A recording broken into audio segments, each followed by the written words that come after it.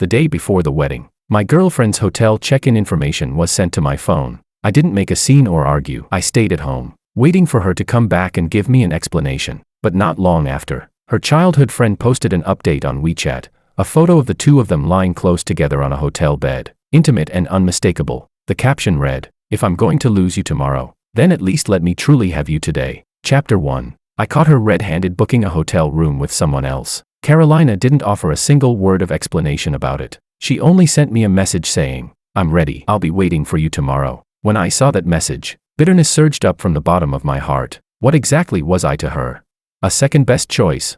My chest felt so heavy I could barely breathe. I lifted my eyes to look at the carefully decorated room and found it unbearably ironic. Taking a deep breath, I suppressed the sour ache in my heart and replied, "Let's not get married. Let's break up." Carolina didn't respond to that message. I don't know whether she saw it or not, but I didn't want to say another word to her, because she disgusted me. I did my best to restrain the sorrow in my heart. I put the meticulously prepared suit back into its beautifully wrapped box. Carolina was beautiful, outstanding, and had a respectable career. She was a senior executive at a state-owned enterprise, already standing at a level most people could hardly reach. In the eyes of others, she was a rare example of a young, capable elite. Many people thought I was marrying above my station. Even before the wedding, they advised me to be sensible, to know my place, and to be a generous, understanding husband. Remembering the kindness she had once shown me, I also tried to learn how to be a good husband. But cheating is the kind of thing that, once it happens, will happen again. What I wanted was a flawless,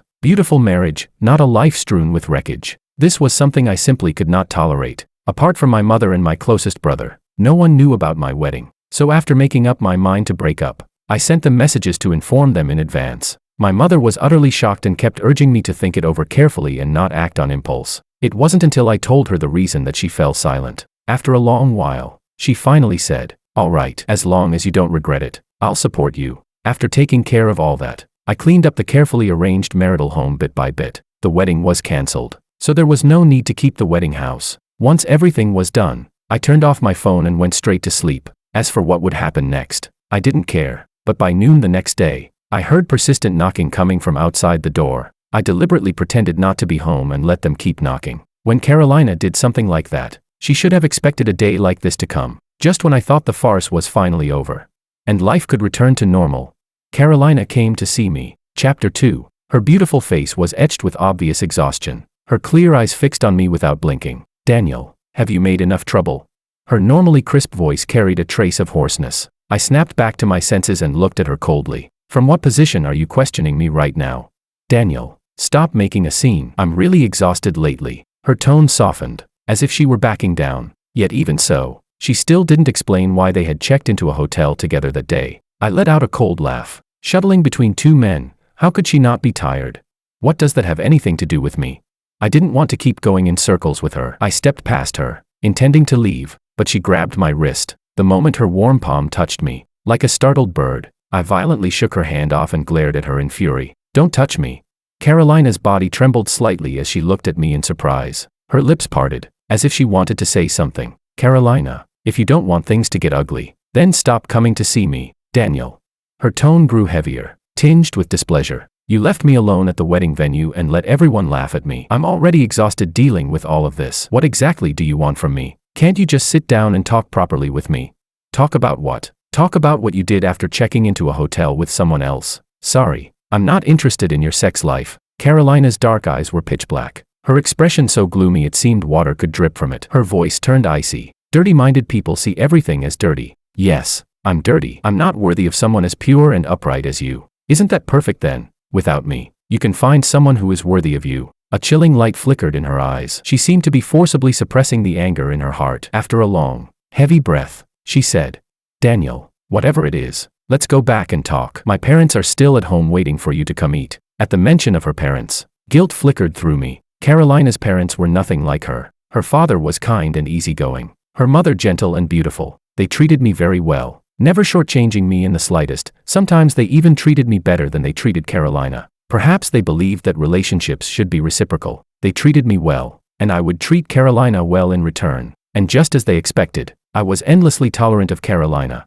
In daily life, I never let her worry about anything. The first thing I did every day when I got home was cook her a hot meal. I just wanted her to be able to rest properly after a long, Tiring day outside, but I never imagined that while I tolerated her in every way, she never truly took me to heart. This matter had to be made clear eventually, so I didn't refuse her. I just didn't get into her car, I drove myself instead. Her expression turned unpleasant, but she didn't say anything. I followed her to her parents' home. Before we even entered, I heard her mother say, "We're out of fruit. Go buy some Daniel likes." "All right, I'll go right away." Her father walked over to the door. When he saw us, he paused for a moment. Then a kind smile appeared on his face. "You're back. Come on in. I'll go buy some fruit and be right back." I felt so awkward I didn't know what to say. On the way here, I had imagined them scolding me, blaming me for everything. I never expected that not only would they not blame me, they would greet me with smiles instead. In the past, I would always greet them warmly, wanting to leave a good impression. But now, the words of address stuck in my throat. I couldn't say them. Carolina took my slippers out of the shoe cabinet and placed them on the floor. I pressed my lips together, changed my shoes, and said, "Thank you." She paused slightly, her gaze toward me growing complicated. I deliberately avoided her eyes and walked inside with practiced familiarity. Her mother was still busy in the kitchen. Hearing our voices, she hurried out. "Daniel's here. Go sit on the sofa and rest for a bit. Dinner will be ready soon." She and her husband smiled generously, as if the cancelled wedding had never happened. Seeing her smiling face made the guilt in my heart deepen even more, but it didn't shake my decision to break up. I responded and sat down on the sofa, stiffly staring at the black screen of the television. Carolina poured me a glass of water and set it in front of me. "It's not your first time here. Why are you so nervous?" Without looking at her, I said calmly, "Because this isn't my home." Then I added indifferently, "It's not the first time, but it's the last time." Carolina gripped the water cup tightly, her fingertips turning white, her thin lips pressed into a straight line, as if she were forcibly holding something back. Chapter 3. At the same time, the doorbell rang. She got up to open the door, and her childhood friend Christopher's bright, cheerful voice came from outside. "Caro, what are you cooking at home? It smells amazing." As his words fell, he changed into slippers with practiced ease and walked in. He was still carrying gifts he had deliberately brought along. When he saw me, he clearly froze for a moment, then forced a strained curve at the corner of his mouth. "Daniel, you're here too." My cold gaze swept over him and paused when it landed on the slippers he was wearing. They were blue, cute house slippers with little bears on them. By sheer coincidence, they formed a matching pair with the not-so-cute pink bear slippers on Carolina's feet. I let out a self-mocking curl of my lips and swallowed all the words I had wanted to say. Soon, it was time to eat. As usual, Auntie paid close attention to my mood, afraid I might feel uncomfortable. She even asked Carolina to help put food on my plate. Carolina frowned visibly, her resistance obvious. She had always felt that serving each other food was unhygienic, like exchanging saliva. This same scene had played out before. Back then, she had looked completely puzzled and asked, "Why do people serve each other food? Don't you find that disgusting?" I had already been tense at the time, and those words instantly killed my appetite. I changed the subject to get through it. Even now, she hadn't changed her thinking. Disgust rose plainly in her eyes. I smiled faintly and shook my head. "No need to trouble yourself, Auntie. I can serve myself." The smile on Auntie's face slowly stiffened. She shot Carolina an annoyed look, then smiled again and told me to eat more. Christopher raised an eyebrow and casually picked up a piece of sweet and sour ribs from the dish in front of him, placing it into her bowl. Carolina's brows flickered slightly, but she didn't refuse. She ate the ribs he served her, looking perfectly at ease. Watching the scene before me, I suddenly felt like laughing. She found my touch repulsive, yet accepted his attentiveness without hesitation. If her parents weren't present, I didn't even know how many harsh words I would have said. Auntie's expression changed abruptly, covering her mouth. She coughed heavily a few times. "Don't play favorites. Take care of Daniel too." Carolina shot me a glance and reluctantly picked up a shrimp and put it into my bowl. I'm allergic to seafood. After all this time together, she still didn't know. From that moment on, the food tasted like nothing. I didn't touch the shrimp she put in my bowl. After the meal, it was still sitting there alone, painfully obvious. I ignored it and said with a faint smile, "Thank you, Uncle and Auntie, for the meal. But there's something I still need to make clear. Carolina and I have already broken up. I'm very sorry. Uncle and Auntie, I've let down your good intentions." Uncle and Auntie froze on the spot. Carolina clenched her fists tightly, staring at me in silence. Instead, Christopher was the one who panicked first. "Daniel, what are you saying? Why break up for no reason? Aren't you treating marriage like a joke?" Looking at his feigned ignorance, I felt nothing but disgust. I smiled lightly and asked back, "You really don't know the reason?" "Daniel." Carolina cut me off. Her expression was dark, her face full of displeasure. "I've already told you. I only see Christopher as an older brother. Stop making a fuss over nothing." Christopher's expression changed, and the smile on his face could no longer hold. Chapter 4. I looked at her calmly and suddenly felt a deep sense of exhaustion. I slowly stood up and spoke softly to the still dazed elders. Uncle, Auntie, thank you for your hospitality. If there's another chance, I'll treat you to a meal. I just remembered I still have some things to take care of, so I'll be leaving first. Auntie was a sensible person and could tell that something was off. She stood up reluctantly. That's fine. Auntie's place is always open to you. Come by more often in the future. That wouldn't be possible. I nodded perfunctorily. After leaving Carolina's place, I went straight to my friend's home. Earlier, because of the wedding, he had helped me arrange the wedding cars. I still needed to take care of that. My brother Walter hurried to welcome me in. Then he brought out some popcorn, sat cross-legged on the sofa, and said, "All right, talk. What exactly is going on with you?" Personality mismatch. Different values. Naturally, we broke up. I said it lightly, but my heart felt unbearably heavy. Neither of us had expected something like this to happen right before the wedding. I didn't tell him the truth, partly to avoid things becoming too ugly and to leave some dignity for both sides. You've been together that long, and only now you realize your values don't align. Are you kidding me? I looked at him and smiled without saying a word. As a fellow man, how could he not guess the gist of it? Walter sucked in a sharp breath. Don't tell me it's what I'm thinking. You got cheated on. I pressed my lips together and didn't answer. My silence was an unspoken admission. Damn, I knew she wasn't sincere from the start. And sure enough, she played around until she was tired and then wanted to find an honest guy to take over the mess. Watch your words. Everyone has their own choices. No one has the right to control that. Walter snorted and said cheerfully, "It's fine. Pull yourself together. There are so many women in the world, you'll find the right one sooner or later." We chatted for a while. After taking care of the wedding car arrangements, my mood improved quite a bit, and I figured things out. I wasn't inferior in any way. There was no need to degrade myself over someone irrelevant. After adjusting my mindset, I returned to work. Colleagues who knew I was getting married saw me back at the office and offered their congratulations one after another. Looking at their smiles, genuinely happy for me, a warm feeling washed over my heart, followed by a wave of melancholy. Who would have thought that before they'd even finished eating the wedding candies I handed out, I'd already be single again?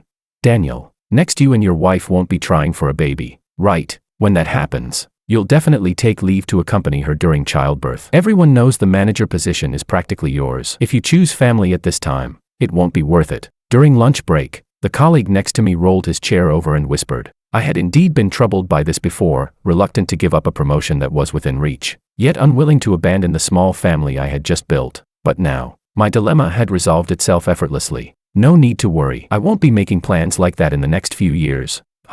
Won't your family urge you to have kids?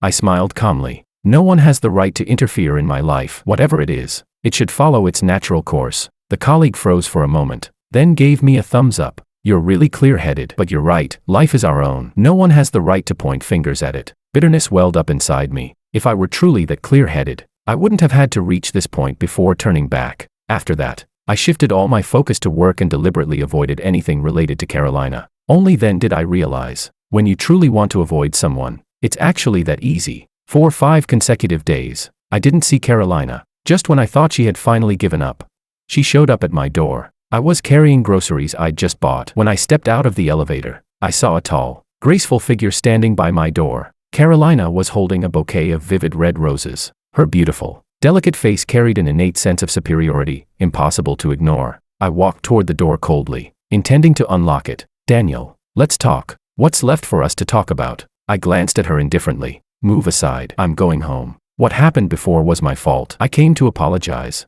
Chapter 5. I was surprised for a couple of seconds. I hadn't expected her to actually realize she was wrong. In the past, every time we argued, she never acknowledged her mistakes. She was firmly convinced that what she did was right, and instead thought I was the one making a fuss for no reason. She would just let me be angry, because she believed that once I cooled down, the matter would simply blow over. Perhaps this time she came because she sensed my determination to break up. I stood where I was, didn't open the door, and stared straight at her. Carolina, there's no need to apologize. We've already broken up. Daniel, I never wanted to break up, she said sincerely. My parents like you a lot, and I don't mind what happened with you canceling the wedding. Let's start over. Hearing this, my heart sank even further. This was the woman I had loved for a full 3 years. She didn't want to get back together because she couldn't bear to lose me, but because of her parents. Getting back with me was just a way to give them an explanation. How ridiculous. What did she take marriage for? I forced myself to stay calm, the corner of my mouth lifting slightly. Were uncle and auntie the ones who told you to come apologize to me? She said nothing, silently answering my question. Carolina, has anyone ever told you that you're quite hypocritical? I said calmly, my expression unruffled. A trace of surprise flashed through her eyes, as if she hadn't expected me to say that about her. Then again, she had been born with every advantage, winning at the starting line. From childhood, she'd been a little princess held in the palm of everyone's hand, with a highly respectable job and a beautiful appearance to match. Maybe this was the first time in her life that someone had ever spoken to her like this. Carolina, do you know what I actually want? You can tell me what you want, she said earnestly, as long as I can give it. I'll do my best to satisfy you. I curled my lips slightly and said with irony, you can't give it to me. All I wanted was her loyalty, her exclusivity. I wanted to be the one she chose without hesitation. Yet even such a simple desire was something I could never have, because in her heart, there was never really a place for me. Between Christopher and me, I was never her first choice. I took out my keys and unlocked the door, just about to go inside, when sudden resistance pressed against it. Carolina braced one hand against the door, her gaze heavy as she questioned me. If you don't say it, how do you know I can't give it to you? As soon as her words fell, her phone rang sharply. She hesitated for 2 seconds, then picked it up and looked at the screen. I was standing close enough to see the name flashing there. It was a call from Christopher. A conflicted look crossed her face. She didn't answer right away, while the caller clearly had no intention of giving up. I said, answer it. Don't keep people waiting. Give me a moment. She stepped back with her phone, preparing to take the call. Taking advantage of her inattention, I slammed the door shut with a loud bang. I stood behind the door, watching her through the peephole. Outside, she looked at the tightly closed door and let out a heavy sigh. As she answered the call, her figure soon disappeared from view. In just a few seconds, the hallway returned to its former silence, as if no one had ever been there, although I had long guessed how this would end. Seeing it with my own eyes still left me with an indescribable ache in my chest. Chapter 6. The next day, after washing up, I headed out for work. The moment I opened the door, I saw the roses placed at my doorstep. The roses that had been vibrant and dripping with color yesterday had dulled after sitting there overnight, no longer carrying the same splendor, as if they were reminding me of this pitiful life of mine. Before I started dating Carolina, I lived a carefree life. Whenever I had time off, I loved traveling to nearby places, checking in at different spots, slowing down to enjoy life. But she said those things were meaningless, that doing them was just a waste of time. From then on, I never traveled again. No matter how hard or exhausting work was, I always put her first, ready whenever she called. But I forgot one thing. When you do certain things too often, they eventually become something others take for granted. Pulled back from my memories, I picked up the roses from the ground and went downstairs. When I reached the trash bin, I tossed them in without hesitation. The cleaning lady nearby gasped in surprise. Sir, these flowers are still fresh. You're just throwing them away. I smiled faintly. I don't want them anymore. Flowers, I don't want them anymore. Carolina, I don't want her anymore either. I stopped responding to her, but she started copying what I used to do. She would bring me breakfast early in the morning, and in the afternoon she'd deliver afternoon tea. And not just for me. Everyone in the office got a share. My colleagues couldn't help teasing me when they saw it. Daniel, you're really blessed. Your wife is amazing at social relationships. She even knows how to help you win us colleagues over. Exactly. If I had a wife like that, I'd be secretly grinning all night. Maybe this is the sister-in-law's way of asserting her territory, subtly reminding the girls in our office. Her goodwill drew mixed reactions. Listening to them, I frowned. I had never told my coworkers who my wife was, nor did I deliberately talk about my private life at work. What she was doing was purely causing trouble for me. She was always like this, doing whatever she wanted, never consulting me, and all I could do was endure it. To avoid unnecessary trouble, if she wanted to deliver things, then let her. That way, I enjoyed a few days of solitude and gradually found myself again. However, what I didn't expect was that Carolina's mother invited me to celebrate her birthday together. Auntie had always treated me extremely well, but I also knew very clearly that I could no longer involve myself in their family matters, so I declined. Yet just after I turned her down, Walter invited me out for a meal, thinking it might be good to relax a bit. I agreed. What I truly didn't expect was that he booked the same restaurant as Carolina's family. I happened to be on leave that day, with nothing to do, so I arrived at the restaurant earlier than planned. Following the waiter's directions, I walked toward the private room, but before I even reached the door, I heard the sound of sobbing. Caro, if I'm willing to give up my current fiancé, and work hard to get uncle and auntie to accept me, can we go back to how things were before? Carolina didn't speak. She had her back to me, and I couldn't see her expression. Christopher's eyes were red when he looked at her. They were filled with reluctance and love. Because of his words, my heart plunged straight into darkness. A chill shot up violently from the soles of my feet. What did he mean by that? Had they been together before? Christopher, what happened in the past is already over. We should both move forward. There was unwillingness in Christopher's voice. But back then, didn't you get together with Daniel because uncle and auntie were very satisfied with him? I can learn to be like him too, to gain your parents' approval. Caro, you clearly said that in this lifetime, you would marry no one but me. Their conversation was like a sharp blade, every single word stabbing straight into my heart. My breathing suddenly grew heavy, my fists clenched tightly. Daniel, you still came after all. Behind me came Auntie's voice, carrying a gentle smile. Chapter 7. My stiff body shifted slightly. Carolina suddenly turned around. When her eyes met mine, a trace of panic clearly flashed through them. Daniel, when did you get here? Christopher stopped talking, his eyes, filled with resentment and unwillingness, fixed straight on me. My cold gaze swept over the two of them as I spoke plainly. I was already here while you were reminiscing about the past. Carolina fell silent. Auntie, however, glared at her as if facing a great enemy. Auntie moved her lips, wanting to say something. I spoke before she could. Auntie, happy birthday. But I already have plans with a friend today, so I'm really sorry I can't celebrate with you. Next time I have time, I'll treat you both separately. Don't. Daniel, Auntie, there are some things I don't want to spell out too clearly, but Carolina and I really aren't suitable for each other. I spoke decisively, then said lightly, since the two of them truly love each other, Auntie, you might as well try to accept it. As the saying goes, it's better to tear down a temple than to ruin a marriage. I don't want to be that sinner. I'm very sorry. With that, I turned around and walked straight out. The air inside was suffocating, so stifling I could barely breathe. But the moment I stepped out of the restaurant, all the restraint I'd been holding onto instantly collapsed. A bitter sting spread through my nose, dragging my emotions down with it. I really wanted to rush back inside and ask her, what exactly was I to her? A second-best option? Or just a substitute for him? But thinking carefully, weren't the answers to both questions the same? Because she didn't love me. Because she didn't love me. It didn't matter who it was. My thoughts were in chaos, my whole body trembling slightly. At that moment, music suddenly started playing from the convenience store nearby. Break up happily. Wish you happiness. You can find someone better. Quite fitting. And it sounded nice, just not suitable to listen to right now. I lifted my head, swallowed the surge of bitterness rising in my throat. After a moment's thought, I still walked into the convenience store. I picked a bottle of some unknown white liquor, then grabbed a cup of extra spicy instant noodles. After that, I drove straight home. My chest felt so heavy I could barely breathe. Right now, I just wanted to vent hard. Strong liquor paired with instant noodles bursting with spicy heat. I ate until my nose was running and tears streamed down my face. No need to look, I knew how miserable I must have looked. But after that self-destructive outburst, my mood instantly improved a lot. It was just that the alcohol left my mind hazy, draining me of all energy. I collapsed onto the sofa, eyes half closed in a daze.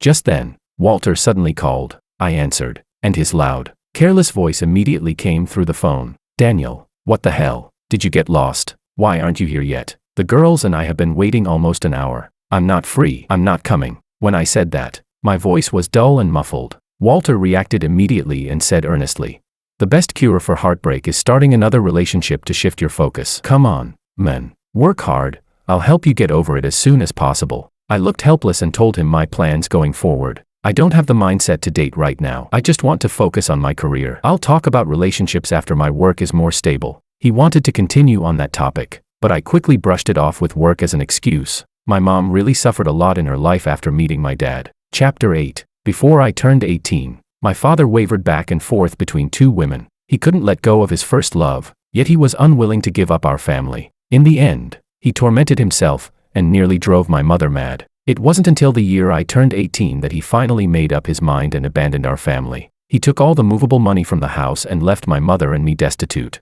struggling just to survive. It wasn't until the year before last that my mother met her second husband. She once told me that feelings cannot be forced, and they certainly cannot be settled for. Once cracks appear in a marriage, it becomes very difficult to mend them again. That was exactly why I couldn't turn a blind eye to what Carolina had done this time. I hate people who waver. In my view, whether a man or a woman, one should remain absolutely faithful in marriage. But she also made me understand something. In this world, the only thing that will never betray you is the money that's already in your pocket. Rather than wasting time being sad, it's better to spend more time improving yourself. So after that, I not only blocked Carolina's number, but also blocked her parents' numbers as well. Repeated incidents had taught me one thing. If you're going to cut ties, then cut them clean. There can be no lingering attachments. I devoted all my focus to self-improvement and work. Every day became a straight line between home and the company, completely pushing aside anyone who could affect my mood. Daniel, how many days are we going on this business trip? I finished organizing the items on my desk and looked up at my new assistant. 2 days. Just bring a change of clothes. My new assistant had been recommended by the previous one before she resigned. She went on maternity leave to take care of her child and introduced her younger sister to me. I normally don't accept nepotism, but her abilities turned out to be no worse than her sister's, so I kept her. Daisy was very capable at her job, so I'd never worried about her, but I didn't expect her first work mistake to happen during a business trip. At this moment, the two of us were standing stiffly in the hotel, staring at each other. Daisy looked rather flustered, repeatedly asking the front desk clerk, "Are you sure there really aren't any spare rooms left?" "Miss Daisy, I've already explained it very clearly. There truly are no available rooms, and it's been raining heavily for several days, tourists are stranded, and all hotels are short on rooms." "Really?" Seeing that she still wanted to ask again, I let out a heavy breath. "Forget it. 1 room it is." Fortunately, out of habit from traveling with friends, she had accidentally booked a twin room. Otherwise, if there had only been 1 bed, I really wouldn't have known what to do. Keeping the difference between men and women in mind, I deliberately used a bedsheet to make a simple dividing line between the 2 beds. "Daniel, can I call my family?" Seeing how cautiously she asked, I knew exactly what she was thinking. "Go ahead. If you're worried, you can do a video call. I'll explain things to your parents. Once the weather clears tomorrow, I'll book another hotel room. Otherwise, with a man and a woman alone in the same room, if word got out, it would affect both of us." Daisy nodded seriously. She followed my suggestion and video called her parents. At first, her parents were extremely agitated, almost as if they wanted to break through the screen and hit me. I patiently reassured them again and again that I would not do anything to her. Only then did their emotions slowly calm down. Still, they weren't fully at ease and asked her to keep updating the family at all times. I felt utterly helpless. If it weren't for the fact that I had something very important to deal with tomorrow, I wouldn't have minded sleeping in the hallway. "Daniel, sleep peacefully. I'll mute my phone. I won't disturb your rest." She curled herself completely under the blanket, not even a strand of hair visible. Her voice was muffled. If you didn't listen carefully, you wouldn't even know what she was saying. I was extremely sleepy and fell asleep the moment I closed my eyes. Thankfully, once we got through the night, the front desk said there would be vacant rooms. Without hesitation, I booked one immediately. That finally avoided any further awkwardness. This business trip ended very quickly. The other party was someone I'd worked with before. We trusted each other, so the cooperation was settled smoothly and without delay. Chapter 9. After returning to City A, Daisy went ahead of me to the airport parking lot to bring the car over. "Daniel, considering how much you've looked after me these past few days, let me take you home today." "All right." I didn't refuse. Along the way, I was so sleepy I kept yawning, thinking that once I got home, I'd shower and go straight to bed. After a while, the car finally stopped downstairs at my place. I thanked her sincerely, which only made Daisy feel a little embarrassed. "No need to thank me. Go back, wash up, and get some rest. See you tomorrow." I smiled back. "See you tomorrow." She started the engine and drove off, her car gradually disappearing from sight. I quietly withdrew my gaze, but the moment I turned around, I met a pair of dark eyes burning with anger. Carolina stood there, furious, her eyes filled with rage. "You went to a hotel and got a room with her?"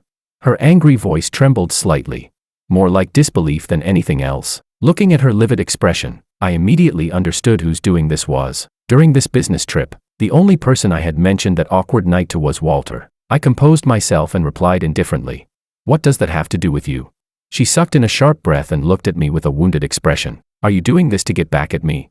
"Don't take yourself so seriously," I replied coldly, deliberately using her own words from before. Dirty-minded people see everything as dirty. Carolina's body trembled slightly, and she nearly lost her footing. Perhaps she was finally experiencing the anger I had felt back then. Unfortunately for her, it was too late. I thought that after this, she wouldn't come looking for me again. But the next morning, when I went out for work, I saw her once more. Carolina was still wearing yesterday's clothes, exhaustion clearly visible beneath her eyes. "Daniel, I bought you breakfast." She cautiously held out what was in her hands. I only glanced at it before looking away. I had never liked soup dumplings. Every time I acted as if I enjoyed them, it was only because she had bought them. In the past, I never once refused anything she gave me, but now, all I felt was irritation. I said calmly, "This is really pointless. Carolina, stop clinging to this. We should both move on." With that, I stepped past her and walked toward the elevator. Carolina didn't hesitate for even a second and hurried after me. "Daniel, I apologize for what I said before. What do I have to do for you to forgive me?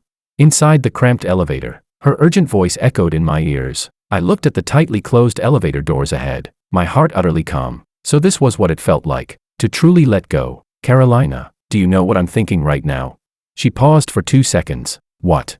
I'm thinking that it would have been better if I'd never met you in the first place. Or better yet, if I had cut my losses the moment I learned about Christopher's existence, then I wouldn't have wasted 3 whole years for nothing. Pain flickered through Carolina's eyes. She spoke with restraint, suppressing it. But for me, meeting you was my good fortune. Hearing that, I found it incredibly ironic. I turned my head and glanced at her. As the elevator reached the first floor, I stepped out, facing her eager, hopeful gaze. I said calmly, "Let my misfortune end here." This time, she didn't follow me. Chapter 10. I had just arrived at the office and taken my seat when a few photos were sent to me from an unfamiliar number. They were group photos of Christopher and Carolina. In the pictures, his face was lit up with an undisguised smile. When he looked at her, his eyes were filled with tender affection. Likewise, Carolina was smiling radiantly, leaning intimately into his arms. They looked so well matched, so picture perfect. I raised an eyebrow, glanced at them calmly, and replied to him, "The photos are taken quite nicely, but you sent them to the wrong person." After sending that message, I removed Carolina from my blacklist. Then I took screenshots of the messages he had sent and his previous WeChat post and forwarded them to her. Along with that, I added, "If you don't want things to get ugly, keep your men in check. Let this be the last time." Once I made sure the message had gone through, I put her back on the blacklist. After finishing all that, I instantly felt refreshed from head to toe. "Manager Daniel, congratulations." The moment Daisy arrived at the office, she had a bright, uncontrollable smile on her face. As she walked over, a takeaway coffee was placed on my desk. I raised an eyebrow. "What do you mean by that?" "I just overheard the boss talking on the phone in the elevator. It's already confirmed. You're being promoted to manager." As the first one to know, "I'm congratulating you in advance. Don't forget me when you make it big." I was momentarily stunned. Just as her words fell, the boss called me into his office. Just as she said, I was successfully promoted. When I walked out of the boss's office, I couldn't suppress the smile on my face. I had known this day would come. I just hadn't expected it to come so soon. In the afternoon, I got off work on time. Then I received a call from Walter. The moment I answered, his excited voice came through the line. "Daniel, do you know what I just saw?" Before I could respond, he continued, "I saw Carolina and Christopher." Carolina looked really angry. She was confronting him. I felt no emotional fluctuation at all and asked calmly. And then Carolina said she doesn't like Christopher and told him to know his place. It's hilarious. If she doesn't like him, how did she end up checking into a hotel with him? If that's not liking someone, I don't even want to imagine what liking would look like. Hearing the mockery in his voice, I almost laughed along with him. The corner of my mouth lifted slightly. Then I looked up and met Carolina's dark eyes filled with longing. There was regret in them as well. I reined in my expression, acted as if I hadn't seen her, and continued walking. But just as I was about to pass her, she grabbed my wrist. "Daniel, I know I was wrong before. I didn't know my boundaries and crossed the line with him. Can you give me another chance? I promise I'll never have any contact with him again." Her clear eyes were covered with a thin layer of moisture. Her usually cold face was filled with guilt and regret. But there is no medicine for turning back in this world, and not every mistake deserves forgiveness. "Carolina, don't you feel disgusted saying this? What happened between you two in that hotel room that night, only you know. But I'm not stupid. Don't force me to spell everything out so clearly." Carolina's face turned ashen. She trembled as she asked, "Can you really not forgive me? I was drunk that night. I don't remember anything at all." You can use those words to lie to yourself. We were together for 3 years. Do you think I don't know what kind of person you are?" I let out a cold laugh. "There are plenty of women better than you in this world. Why would I hang myself on you? Carolina, don't take yourself too seriously." I shoved her hand away without mercy. Then, with visible disgust, I wiped the spot she had touched over and over against my clothes. Carolina's expression changed drastically, as if she might burst into tears the next second, but I didn't care anymore. From the moment she did what she did, she should have expected this day to come. Just then, Daisy suddenly came running in from outside the company in a sorry state, shouting. She said, "Manager Daniel, it's pouring outside. Can I get a ride with you?" Seeing her soaked from head to toe, pitiful little figure, I couldn't help laughing. I raised the car keys in my hand and said, "Let's go."